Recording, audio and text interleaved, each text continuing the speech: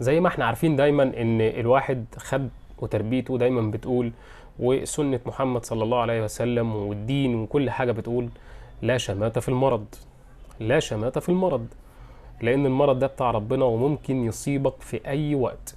ولو انت مفكر نفسك معصوم فتبقى مخدوع، والدنيا لسه ما اديتكش الدرس القاسي. فاظن ان اصابة امام عاشور علمت ناس كتيرة قوي ان في ناس كتيرة قوي شمتانة في الموضوع ده.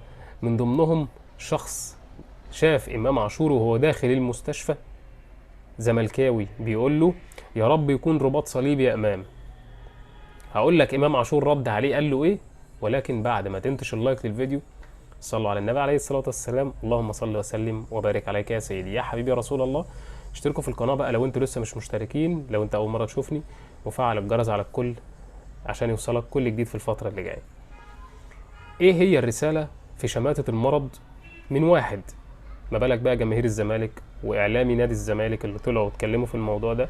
شماتة بالجملة ان شفت حصل لك ايه، شفت كذا. والله انت نفسك وانت قاعد بتتكلم دلوقتي ممكن يحصل لك حاجة. هل ده يبقى فيه انك انت، المرض ده شيء بتاع ربنا، ابتلاء او رفع درجات ايا كان، فهو خير من عند الله. اللهم اعف عنا وعنكم جميعا.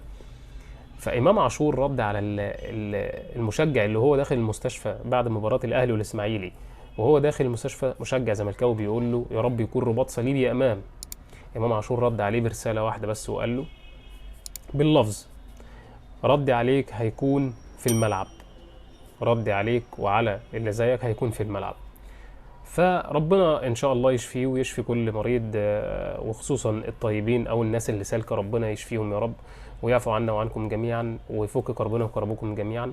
فاتمنى منكم الدعم في الفتره اللي جايه في القناه. واللهم لا شماتة في حال اي يعني مصاب او في كرب او في محنه. تحياتي ليكم. وما تنسوش مع احمد اللفندي على قناه باكورد، الحقيقه بس عندي. اشوفكم في فيديو جديد في رعايه الله. سلام.